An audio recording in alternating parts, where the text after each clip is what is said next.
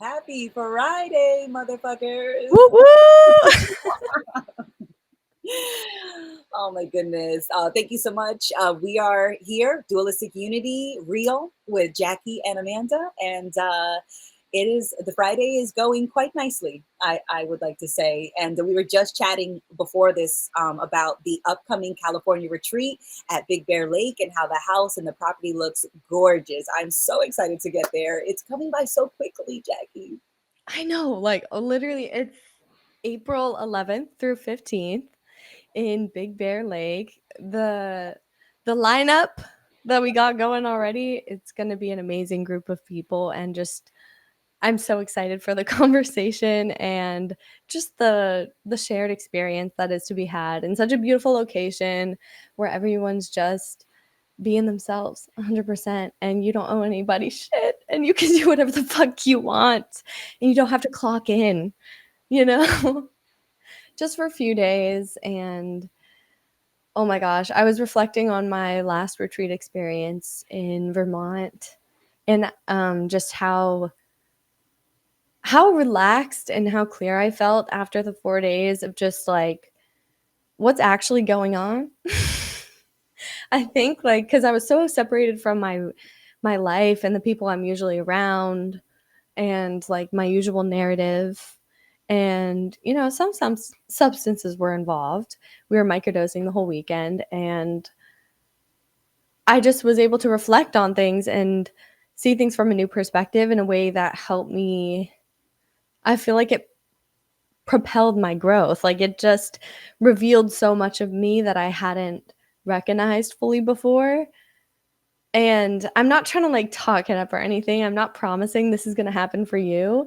Like you might go there and you might be hella uncomfortable, and you probably will be. We all will be, and that's okay. And it's probably the most open any group of people will be about how uncomfortable they are. Right? So it can't really get you down when you can just be like, this is what I'm going through, and the other person will look at you and be like, yeah, I've been there. I'm there with you right now, or like, you know, it's just amazing. And no guarantees involved. It'll be whatever it is at the time, and that's the most exciting part about it. So, and I'm just because the weather is so nice out today. I'm in San Diego right now. I'm like looking for in April. It's going to be beautiful. I already know. Oh my goodness, yes. And in the comments, somebody asked, are we going to get a Jackie and Amanda episode at the California retreat? And I think the answer is maybe. Like legit, maybe. Like, I don't No want to say promises. definitely yes and definitely no, but like that would be so cool because we've never recorded an episode live, like together, like in the same room together. And so I think that would be really cool for us to record an episode while we're in the same home. I know. I look forward to that so much. It's crazy. I've only seen you in person once at the retreat that I went to, but it's like I still feel so close to you. But that'll just be such an amazing time. And I don't want to make any promises. Maybe we'll just want to be in the moment, but also I'm down. Or we can do like all four of us with Andrew and Ray too. We could do like a in-person roundtable. That would be really fun. Wait, that would be really fun. And you could just raise your hand in person. Right, I raised my hand. Quiet down a minute, quiet down. Like, oh. Enough of you. My lamp turned off. What? Oh my god, I think it died. Okay, it's fine. It's fine. I have my other lamp from before. But this is where we noticed. Old, we call that one old reliable. I'm gonna plug that in actually. Wait, no. It's Oh my, lost. Whatever. I'm not focused on that right now. no, no, no, but you did just buy a new light. And so Jackie and I were chatting about how we have been upgrading our gear and like getting new things. And that was the new light that you just got. And I was looking up lights like yesterday. Like, is that the light that Jackie got? I wonder. Oh no! Oh, I'm sorry, I forgot to No, send it no, to you. no. I was no. There's no hate in my window shopping game. We were browsing. We were happily browsing.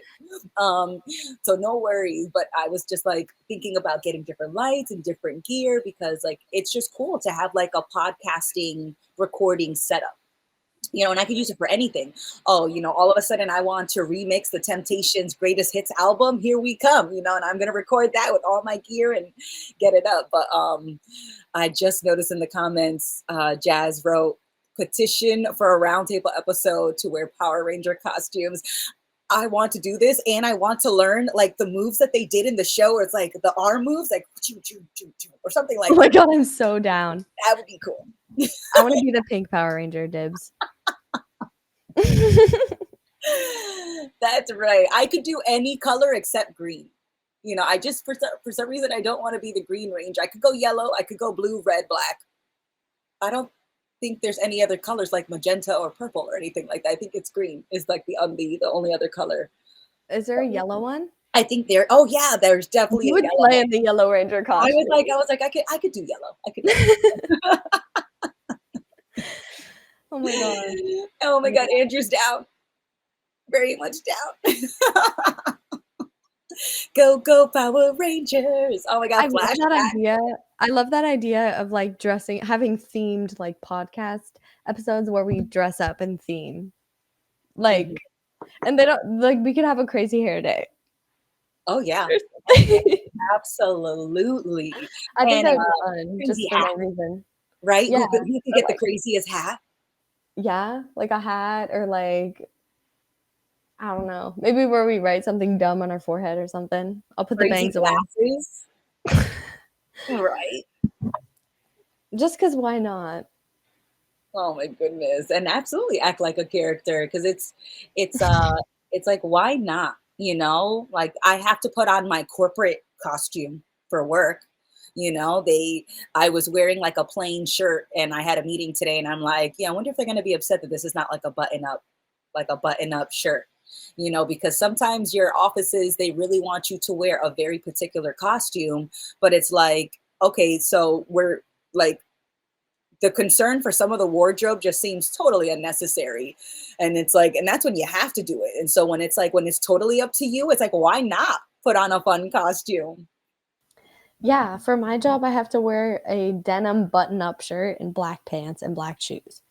So it's not the most fun, but like I can wear, whatever earrings, makeup, hair I want.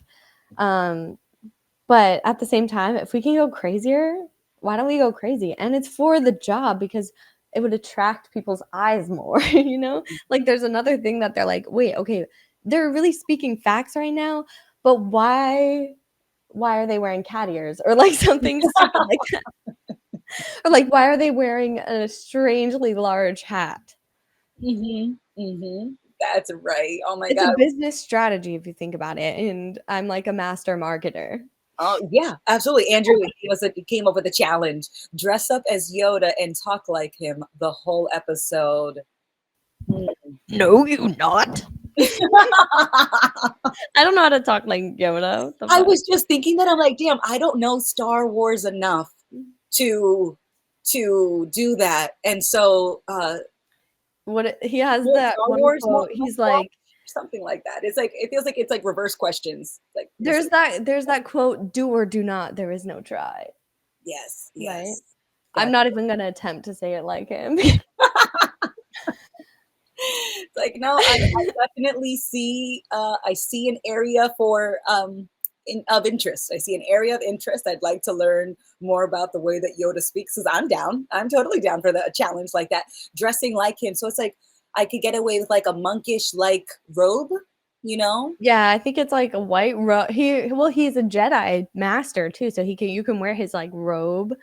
And then I think he had a green lightsaber, and then he's like, I don't know what kind of being Yoda is, to be honest with you. Our Star Wars. What is Yoda?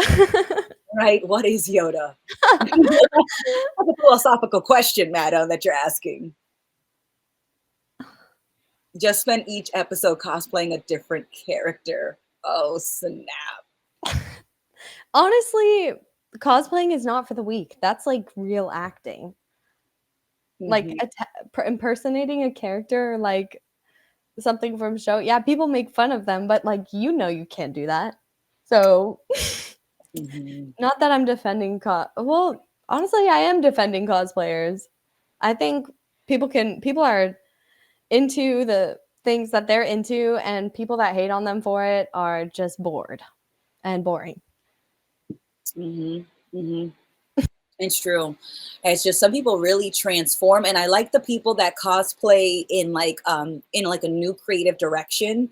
Like when someone like when there was like female cosplayers that I had saw on, I don't know if it was Instagram or TikTok, and they had did like the female versions of like villains.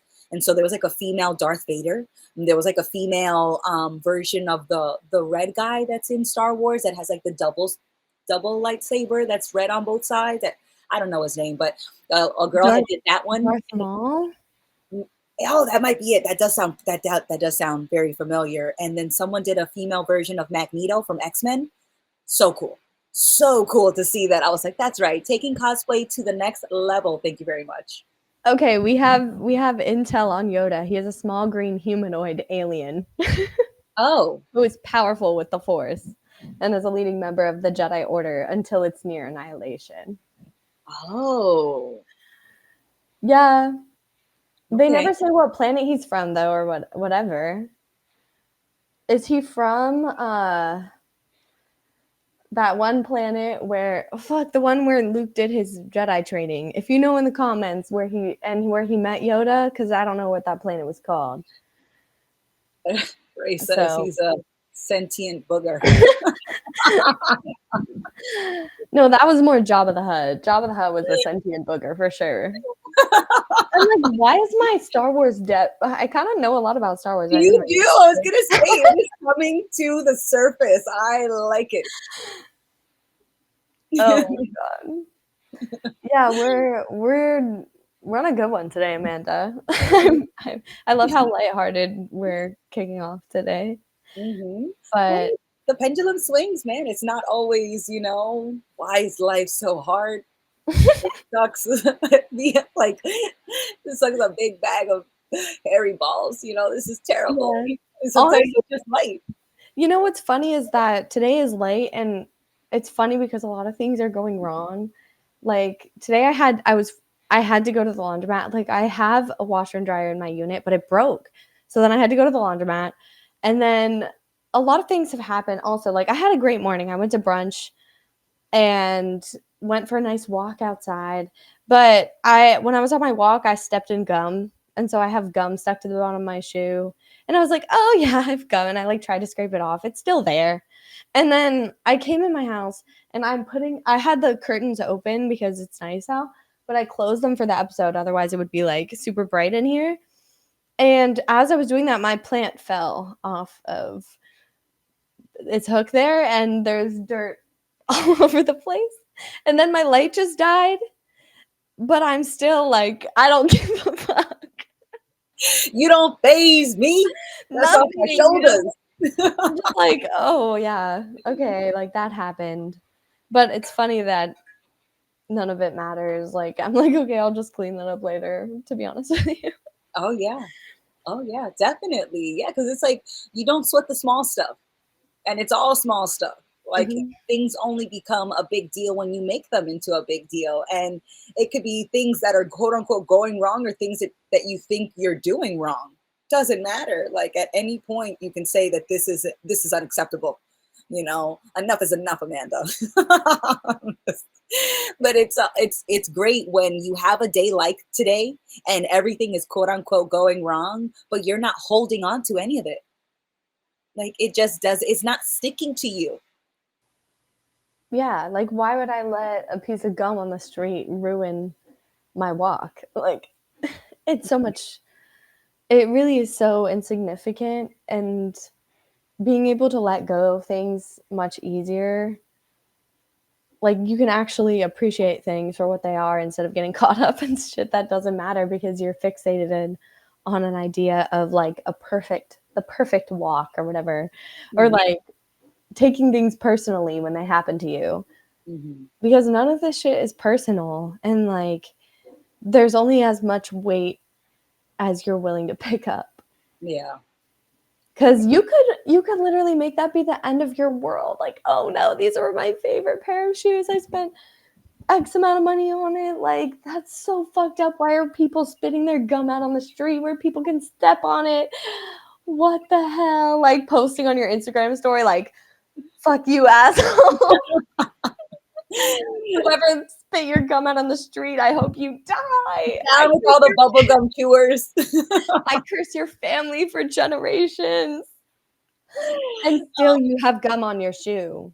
Right. And they're Right? probably, So and they like, could have been thinking, oh, I can't swallow this piece of gum because it'll stay stuck in my stomach for years. I remember that, like, I remember somebody telling me that when I was little, and I never wanted to swallow like a gum. And I was like, oh no, it's never gonna get out. It can't, and they're like a traumatized adult that like can't even think, like, I can't, if I don't spit it out, it'll stay stuck in me forever.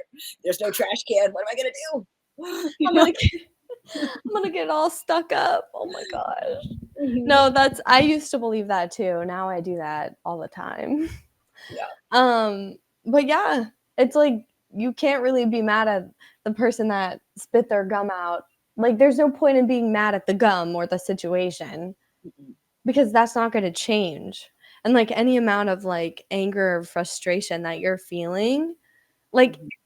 is, I guess, valid, but the more like the more you go through, I feel even if you only been through a couple things, like your perspective about what you've been through can change to be like, okay, well, I see why that I see like how that was actually beneficial, or like what that taught me or whatever. Like I can see how my hardship Mm.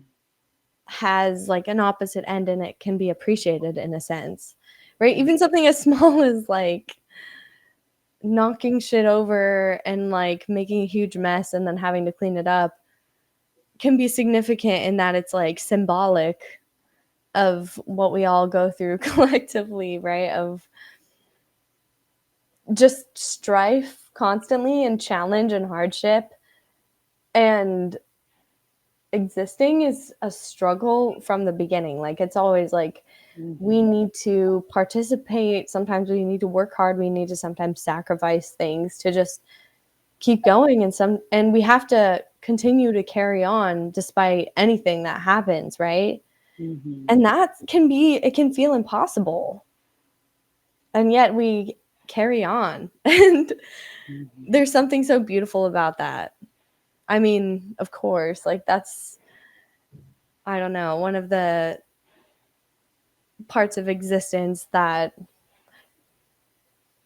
is bittersweet for sure, and like accepting uncertainty, that definitely comes up where it's like, well, you take the good with the bad and it all just balances each other out, and it all like gives you a complete experience. Mhm. But your experience is complete no matter how big or small it is. Like there's infinite depth within all of it, and it all can be appreciated for what it is, Mhm. and it's enough. Damn, we got real deep real quick right now. Oh yeah, no, I love that because when you had first said like, oh, your feelings are valid, and I always think about that particular like word sentence, and it's just like your feelings are happening, but when I hear the word valid, it almost feels like your feel like it's almost saying like valid means justified almost, or like I learned that's the connection that I put it to, and that's certainly not the way that everybody sees it. But when I hear your feelings are valid, it's almost like I hear someone saying, oh, your feelings are justified. And I almost would rather hear someone or hear myself say, my feelings are real to me, but that doesn't mean that it looks that way or feels that way to anyone else. It's my feelings are happening. They're absolutely happening. I don't know if they're always valid, or at least that's not the word that I want to use to describe them most of the time. It's like, no, they're just happening. I don't know if they're justified or not. I don't know if they're legitimate or valid, but I know that they're happening. And I know that they could be a real wrench into everything that I throw, or it's just something that I don't have to pay too much attention to. And so it's basically like, no matter what I'm feeling, just shut up and keep going. And that's what I end up just telling myself, just shut up and keep going. Oh, an insecurity. Oh, a worry. Oh, an anxiety. Oh, a fear. Just shut up and keep going. And even when I want to congratulate myself, like, oh, this is amazing, great idea. I'm really on the ball today. This is this. Shut up and keep going. Like, whether I want to go quote unquote negative or positive, good or bad, just shut up and keep going, because no matter what I'm saying to myself, that's not that's not what's happening, like, right in this moment. It's like, my opinion just doesn't have to take up so much space. Yeah, I think that's important to make that distinction too. Because I meant, yeah, because I meant it more in the sense of like your feelings are valid, like what is already is. So there's no point in like Hmm. really worrying about why you're feeling something, Yeah. but like the feeling is allowed to exist. Hmm. But that doesn't mean your reasoning that your brain is going to come up with for it is correct, right? Like you might think you're pissed off about this certain thing that your friend did because like your friend wasn't thinking about you, or they were like being inconsiderate, or like there's something wrong with them. Hmm. That story is bullshit. Your feeling about it is allowed to exist. Um, and you don't have to constantly push away like intense feelings when they rise up, because we are still, it's hard, you can't just like sever your attachment to your ego, it's a part of yourself that will always be there, and that's okay, but you don't have to let it steer your life. And you listening to what it tells you all the time is what eventually leads you into a trap, and then it becomes a prison, because just because you're telling yourself this is the way the world works, this is who you are, this is what's going on, you aren't as willing to step into uncertain territory. Whereas if you can question the thoughts in your head, then that's when growth is possible. Hmm. Otherwise, like you're just going to keep repeating the same thing that your brain thinks is comfortable or right. And uncertainty will still be there, so whether you like it or not, things are going to change, but we can, like, we limit ourselves in the way that we live our lives. I feel like we sort of play small when deep down, like, we all want to just be fully ourselves. And as long as you're believing your thoughts and your insecurities and ideas about the way that you think your life should be, then you're not gonna be able to see as much as you would otherwise. Hmm. And in terms of like potential, or you won't be able to gain as much context, and that's fine. Doesn't make me lose any sleep, but it might make you lose sleep. So I've definitely lost sleep. Oh my goodness. I because there are definitely nights that I can remember, in like recently, like the last couple of weeks, just I couldn't sleep because I just had certain thoughts replaying in my mind, and and and then I just was like, okay, let's sit up then, like, if we want to be up and think about it, then let's just do it. And I did it, and I thought about it for a little bit longer, and then I was like, okay, well, there's not really much I can do right now. So, I finally like conceded, and I was like, all right, well, then I guess, there's nothing we can do right now. I guess we can sleep. And then we went to sleep, but it's just like I had to let myself run in a circle, like on purpose, run in a circle for a little bit. And then I got tired. I was like, all right, you done running in circles? Like, yeah, yeah. I'm ready for bed now. I just felt like my own little kid that's like fighting to go to bed. Like, no, I'm not tired. It's like, oh, you're not tired? Okay, then stay up. They're like, oh, what? All right. shit. Just the plan backfired.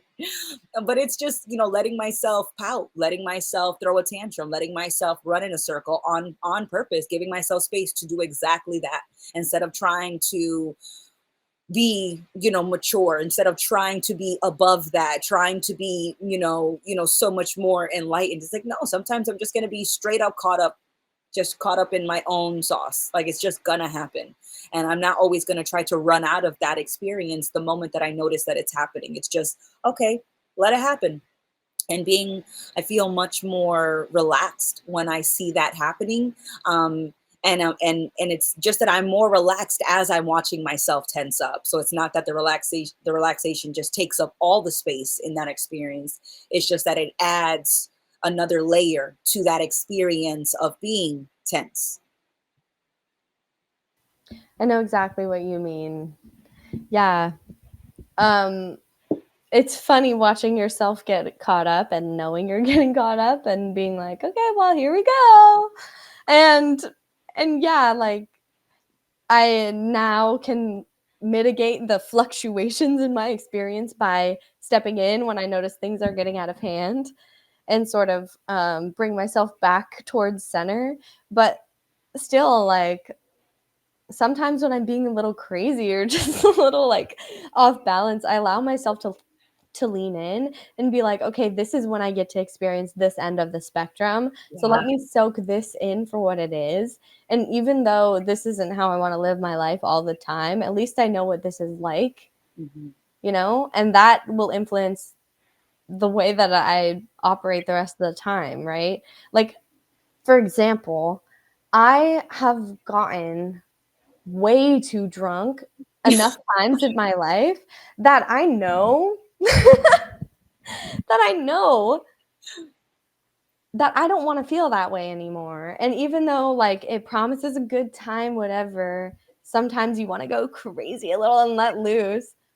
It's not worth it. And so the way that I drink now is very different than how it used to be. And that's just a small example, but that's how it works with everything in life. I feel like you have to sort of push it a little bit too far to understand where your limits are, or like it's not going to be the same for everybody. Like everybody has a different relationship with literally everything. Hmm. Just because the way we all think and just are is very different and unique.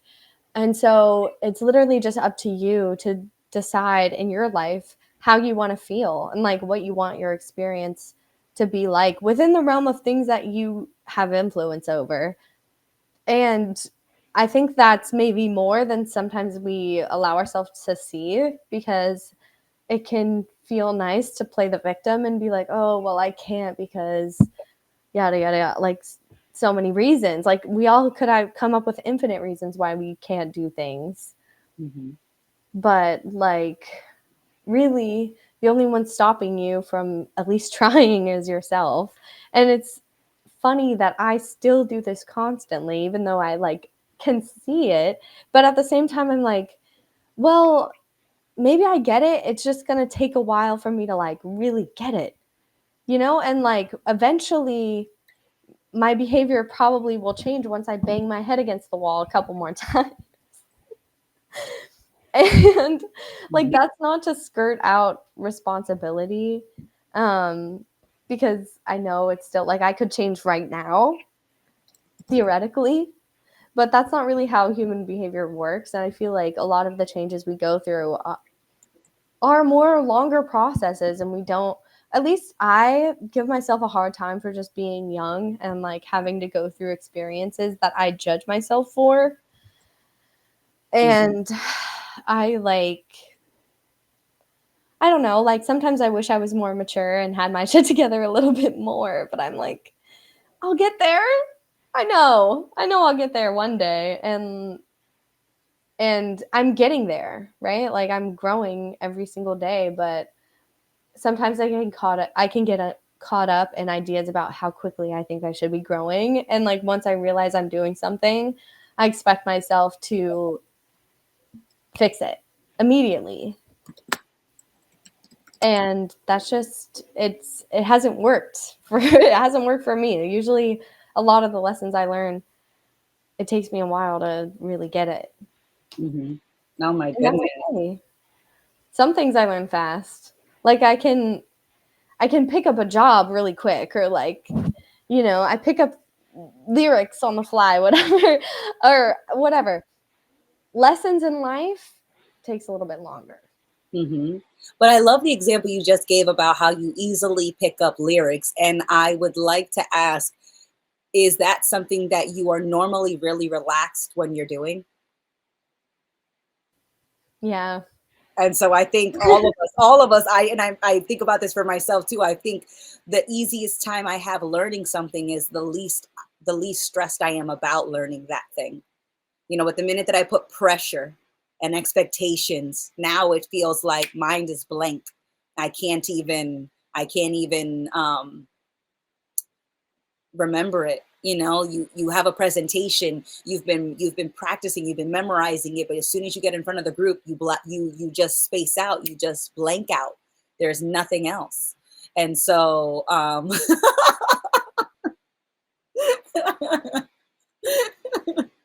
just reading the comments. Oh my goodness, I love it. I just love it. In high school, someone had come up with blacking out and browning out, and blacking out was like having no memory at all, and browning out was like you sort of remembered a little bit, but like very very little. And the description that someone gave in the comments about browning out was like, that is a nightmare scenario that I would never want to go through. So I'm so glad that my version of browning out that I learned about in high school is has nothing to do with shit like feces at all. It was just a variation for black on the memory scale was nothing, and brown was a little something. And so Jazz has some great follow-up questions. Why a small group?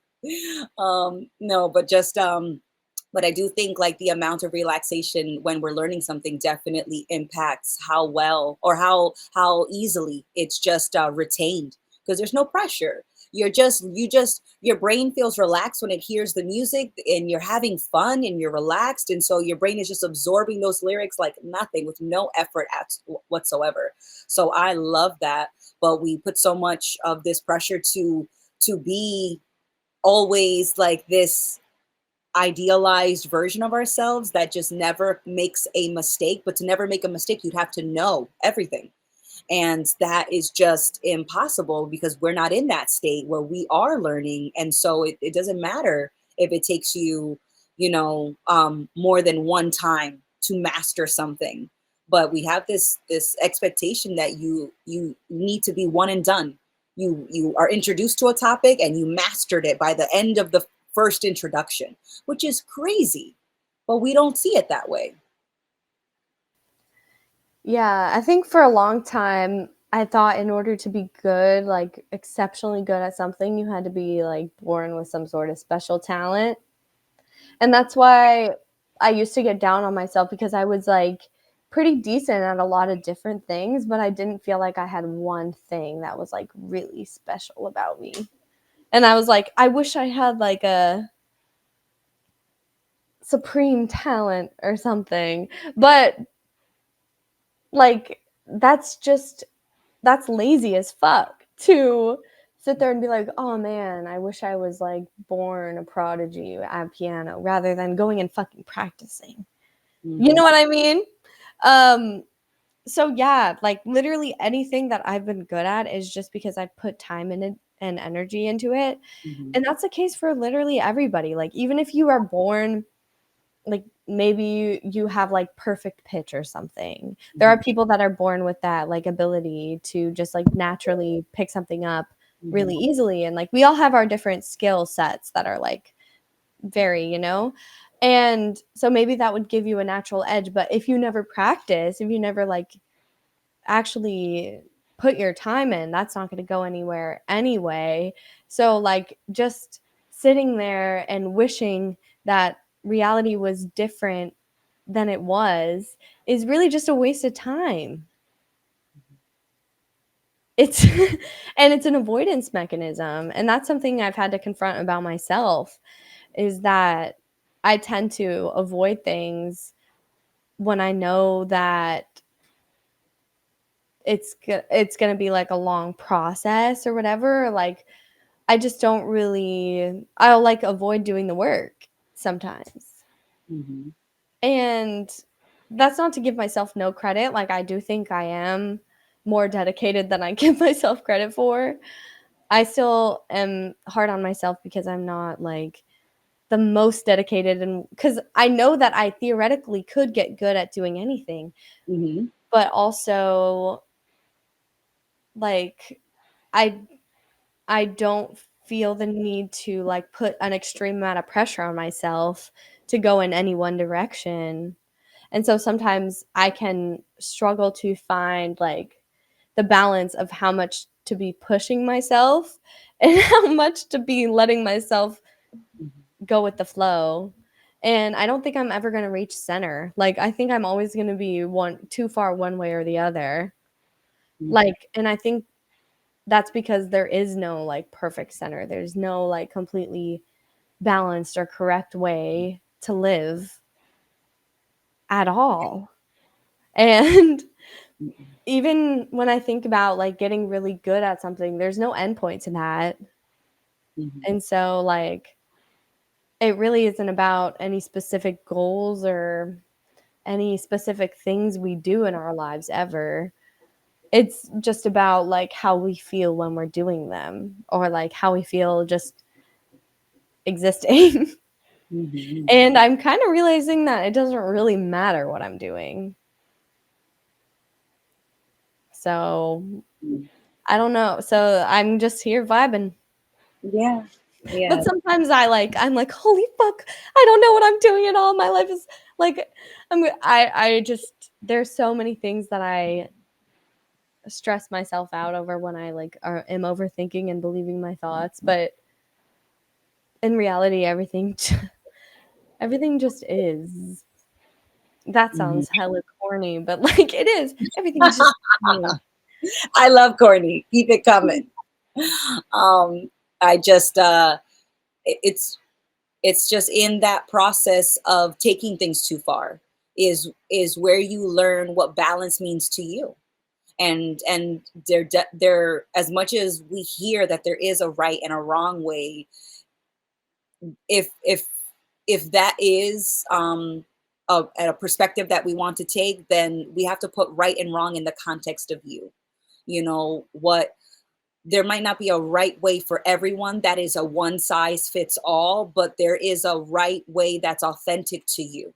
There is, there is your way of doing things, not one way, the best way, the safest way, the right way. There's your way of doing something. There's your way of living. And that's going to change as you change.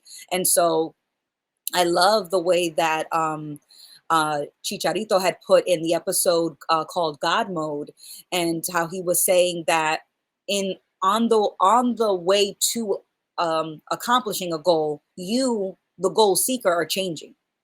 And even when you get to that goal that you've accomplished, you're not the same person who wanted to accomplish that goal at the beginning of that journey.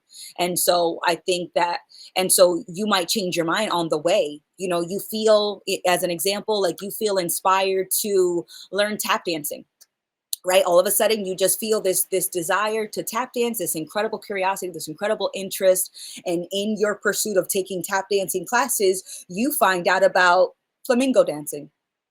All of a sudden you feel more confident in your ability as a dancer, that now flamingo dancing may not have been something you considered before, but now that you have more faith and trust in yourself as a person who could learn any dance, now flamingo dancing is on the table. Oh, lay, like you can, you and you would have, you might not that you wouldn't have, but you might not have considered that particular dance because that might have seemed out of your wheelhouse. But on the way to pursuing tap dancing, now other dances are in your awareness, and then you change and you let go of the goal or the dream of becoming a tap dancer, and now the dream is to become a flamingo dancer. Are you a failure at tap dancing because you decided to let that go? No, you changed. And so as you change, your goals change. And so you don't have to cross a definitive line in the sand. You don't have to cross this finish line to be a success, to be, worthy, or to be valuable. It's just that you are changing where you put your attention, your time, and your effort, because it's your life. So you spend it how you'd like to. You live your life your way. And so I like that much more than the way that I used to think of goals, which was that the goal meant something about me and accomplishing the goal meant something else. And so I very rarely wanted to change paths because I thought that that meant something about me, the person taking each step.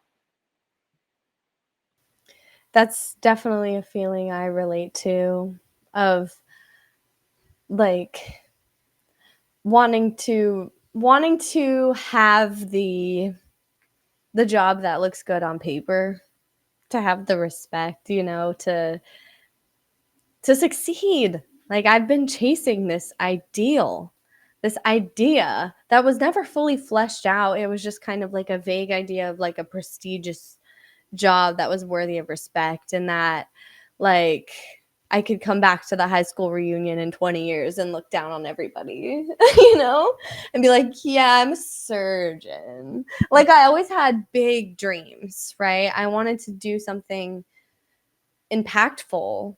Like, I wanted to leave my mark, and I put a lot of pressure on myself for my whole life to work as hard as I can and have my shit together and be disciplined and get to that goal. And that goal changed a lot as I grew up. And I think in college it became like sort of really vague. I knew I was interested in what I was studying. I studied music and psychology, so like I liked my classes. Like, there were some, like, obvious, I didn't like taking like chemistry and stuff, but like even that, I'm glad I took it. Anywho, I'm getting off topic here. um and I graduated, and then I'm kind of like, okay, well, what would that dream job even look like? Like, what would success even look like? And I could keep trying to come up with ideas, but it keeps changing so much that I'm like, okay, well, there's almost no point in fixating on that. Like, I'm only really concerned with short-term goals because I don't know how I'm going to be like after I finish the next thing, but I can only focus on one thing at a time. So I might as well just be like, okay, what's the next step I want to take? That's it. Like, it could be like, okay, maybe I want to go on a trip to this place, or maybe I want to work this kind of job next, or like maybe I want to try and make my own business, or I don't know where I'm going at all. And so it's just when an opportunity presents itself to me and I'm like, yeah, let's do it. I'll do it.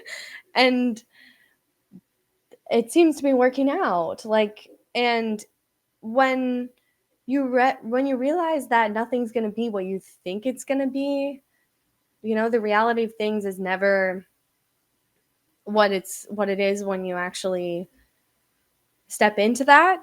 um it ends up being your life, and there's like an infinite amount of depth and like appreciation that can be had. And like, our experiences can give us so much if we're willing to look, and appreciate them for what we are. So yeah, it's beautifuler than a motherfucker, man. Yeah. But yeah, it's cool to watch myself unfold in a way that I never would have expected. It's beautiful. I love it. I am cheering you on, Jackie. I'm like, let's get it, Jackie. Oh my goodness. And I loved in the comments, you're a prodigy at being Jackie. And I totally agree with that. Like, and I love the way that Dr. Seuss puts it, there's no one youer than you. There's no one youer than you. Like, it's just no one can do it. Just can't happen. So I love seeing people and seeing myself and just seeing that that embrace, that self embrace of just of everything that you are in this moment. And even though you don't know what that means or where what direction that could go in, because it can go in any direction. And I think that's amazing. I was messing with the DU Life troubleshooter on ChatGPT. I'll put the QR code in case anybody wants to check it out, and just asking it about, certain things that I was like running in circles in my mind about. And it always just, you know, gently, but with with a good amount of a reminder that it always circles back to you.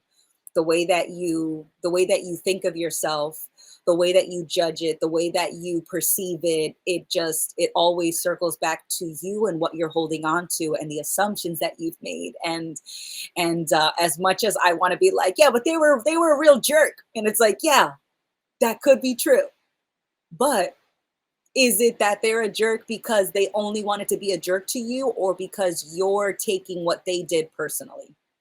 And it's a little bit of both. Like, as much as somebody could be a straight up butthead to me, like, it's just that it's not as personal, even when it feels incredibly personal. It feels like someone went out of their way to, rain on my parade, or to be a barrier to me, or to not collaborate with me. And it's like, no, that they're still doing what's best for them. And I could, I absolutely could fault them for that, or I can empathize. And when I empathize, it makes it so hard to judge them, because I can see exactly where I have done a similar thing. And where I was when I did that similar thing was that I was very caught up in the idea of me, and either protecting that idea, defending that idea, or comparing that idea to what I thought someone else's idea of. So it's so funny too that, like, I will think of how someone else would judge me, and that's me making them into a judgmental person. That's the only way that works for me to do that. So the DU Life troubleshooter has been a great tool that I've been using. And when I ask it, so what do you think about this? And it's like, well, have you considered that, you're taking this shit personally? And it says it way more eloquently than that.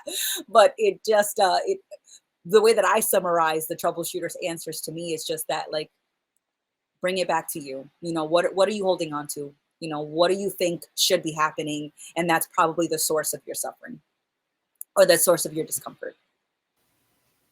Yeah.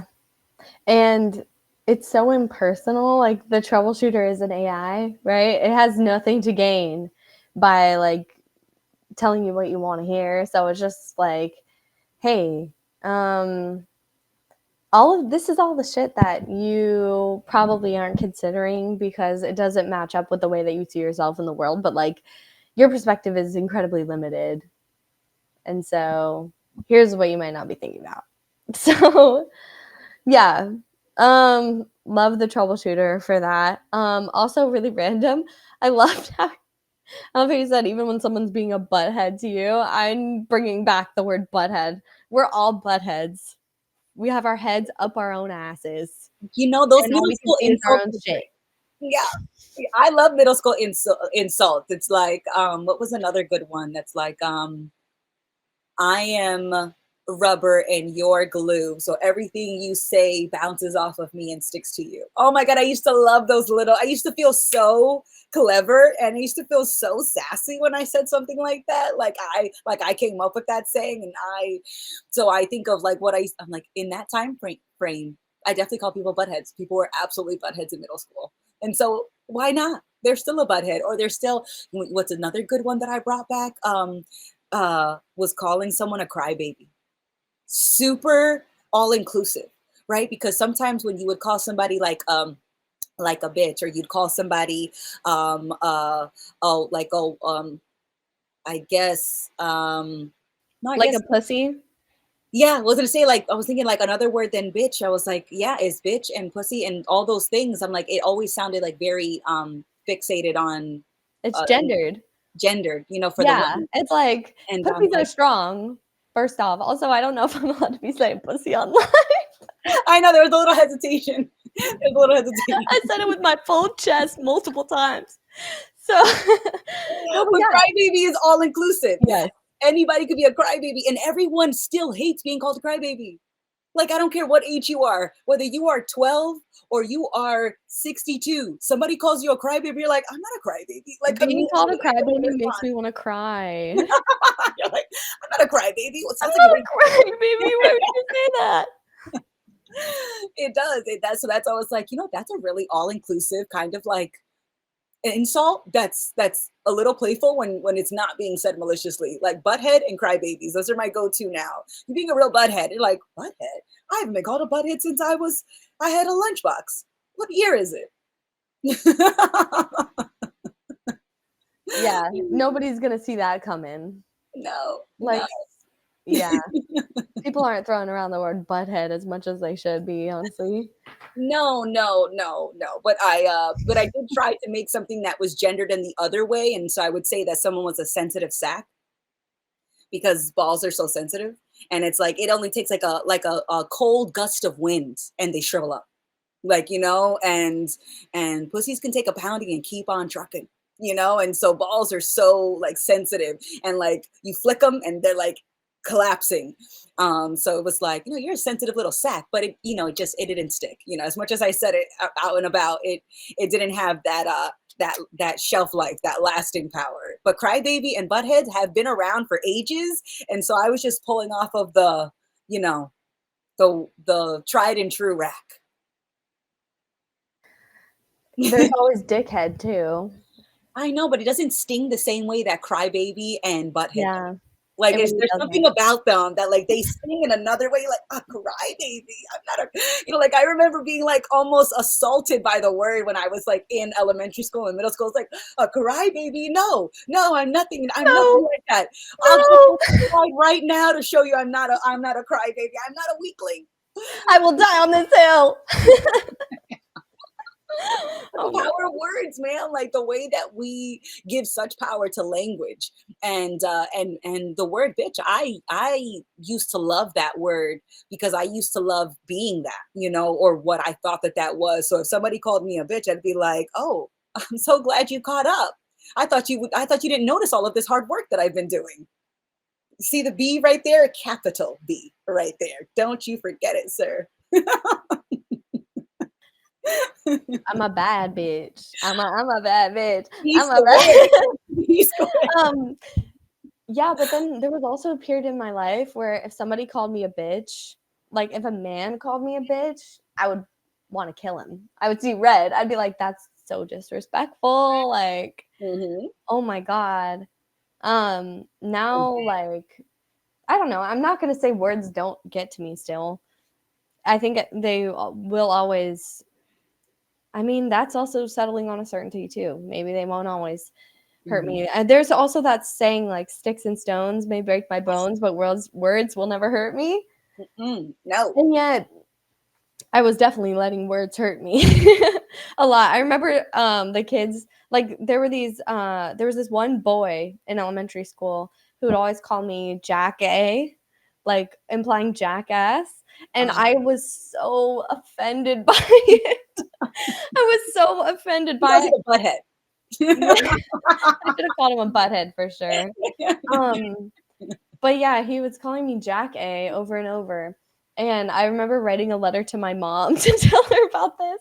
And we had this like whole meeting about it. But that's just a random tangent.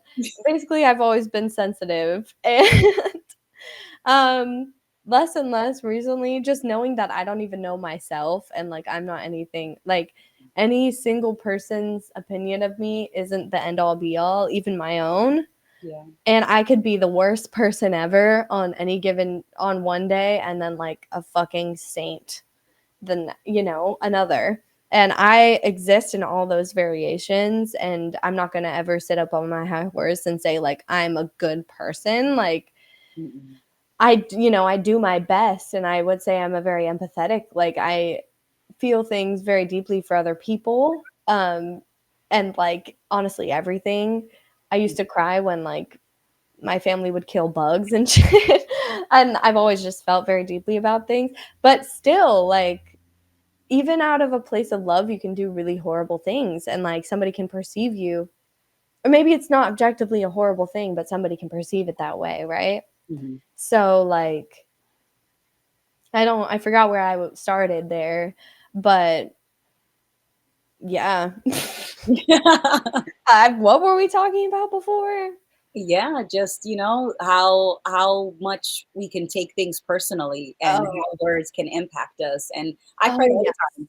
I definitely, out of my immediate family, between my mom, my brother, my dad, I was always the crier, and I got made fun of in my home by my family for being the biggest crier in the house because I I worshiped them, and I thought that they were the coolest, most wonderful, most powerful, most interesting group of people. And I looked up to them and I put them on an altar. And so when they said that I was not meeting their expectations, it crushed me. When they said that I wasn't doing something, when they made fun of me, it crushed me. And so I would absolutely be distraught and I'd be crying and I'd be so inconceivable. And I would just be so inconsolable. I would just be so distraught, and then they were like, well, why can't you be like us? We don't cry, we're tough. And it's like, well, you don't have your heroes crushing you, right? That's the difference, guys, is that you guys are my heroes and you're telling me that I'm not living up to what you want me to be. And that crushed me. But then I ended up going into the other extreme, and I became more like them, and I would just say things to be the person who said something nasty first. And I embrace being like the villain, the asshole, the aggressor. And I embraced being that because I also fit in with them more, but I also, like, in some ways, earned their respect. And I earned, what I thought was respect from them, and respect from other people. But it came at a high price because I was always on alert. I was always ready to battle someone. I was always taking everything as an invitation to an argument, to defend. I was always taking things as a hill to die on. And that made things incredibly difficult in terms of connecting with people. And I had lost, or I guess I was out of touch with what I was so used to doing as a little girl, which was asking a million questions, being super interested in people, being super gregarious, wanting to connect with people, wanting to get to know them. Like I pulled their book off of this infinite universal shelf in reality. And so I got back into being curious about people because people no longer were the enemy, and they were just books on a shelf that I could read. And so I'm so glad that I didn't maintain that viewpoint from them, from growing up, because I I like people, and they still annoy me, and they still can piss me off, and they can still inspire me, and they still crack me up, and it's like it's a full package deal. And so, but people aren't the enemy, and life is not the enemy, and discomfort is not the enemy. It's just a lifelong companion that I can either walk beside, or that I can try to run away from pointlessly. Beautifully said, Amanda. Yeah. Um, Other people are just what they are, and you can accept that for what it is and still, I feel like, get caught up. But then you can recognize that any reaction that you're having to anything that they're doing, that's because you're investing your energy and you're attaching to them in some way, right? And so otherwise, you don't care what somebody across the universe is doing that you don't know, right?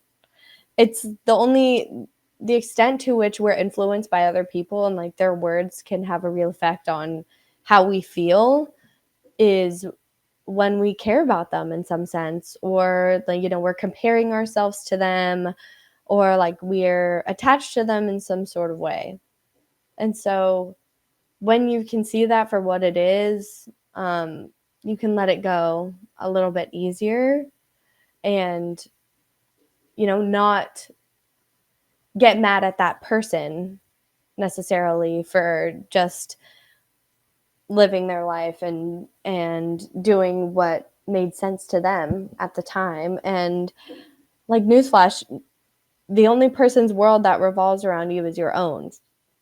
So nobody else's behavior can really be personal because nobody really knows you. Like, even if they're trying their best, they might still hurt you. just because they don't actually understand all of your intricacies, and you know, you can't expect them to. And expecting other people to treat us the way that we want to is not necessarily realistic. And that's why you have to kind of speak your boundaries and like step in and like take your power back, I feel like, in relationships, and stand up for yourself, because other people will project shit onto you and you'll do the same thing to them.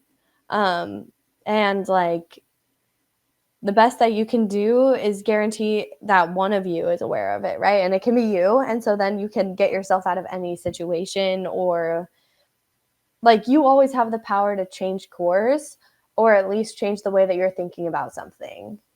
And you never have to let anything be the end all be all with influencing how you feel and how you live, because you're the only one that has to live with those consequences. Amanda dipped out. What happened, Amanda?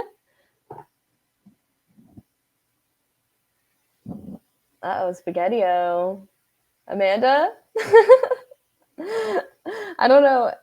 Can you hear me? Can you hear me?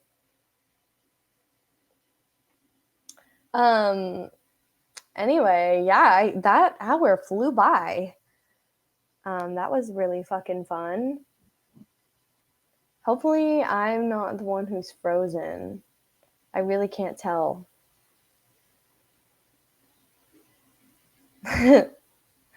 So, oh my gosh, I'm laughing so much at the comments, you guys. Andrew with the Yo Mama jokes. And I just so appreciate everybody that's tuning in. So Amanda is frozen, it seems. Okay, maybe I'll just end the call here. I mean, we are at the hour mark. We usually would maybe go over a couple minutes.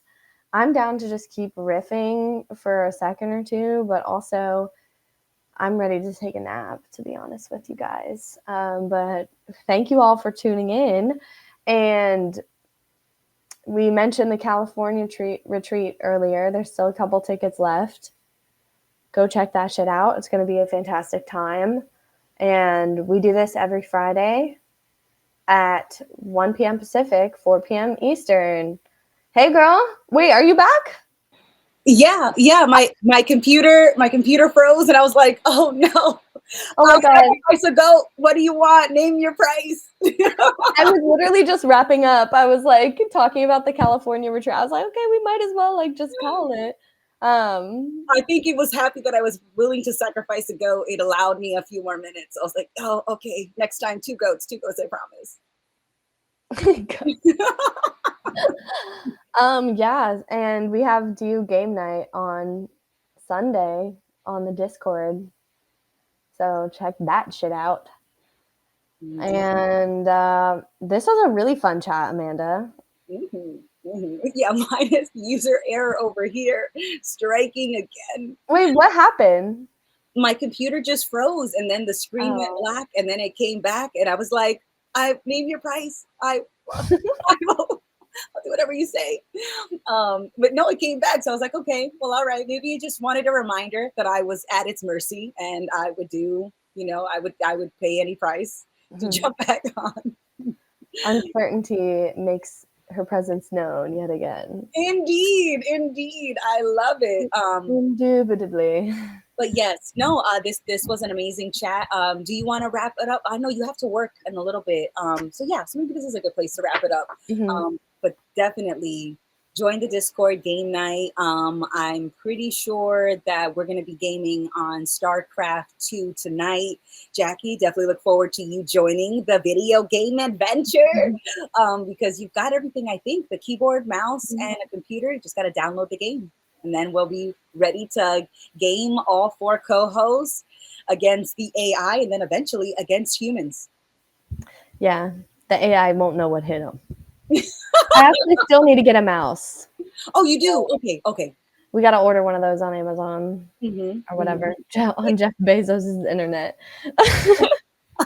Or go to Best Buy, or you can buy a mouse at like a Best Buy in person, or That's a true. computer shop. I do try my best to try to buy things in person every now and again, like my TV. Definitely Mhm. bought that in person, and the mouse I'm borrowing from work. Don't tell the boss. Hey, I'm no snitch. I'm no snitch. Let's get one thing straight. I would never think that of you, Jack. You're right, ride or die. I have no doubt in your ability. And that All was that, right. that was awesome. Thank you so much, everybody, for joining us. And we'll see you next week, Friday, 4 p.m. Eastern, 1 p.m. Pacific Standard Time. All right. Peace out, everyone. Have an amazing weekend. Bye.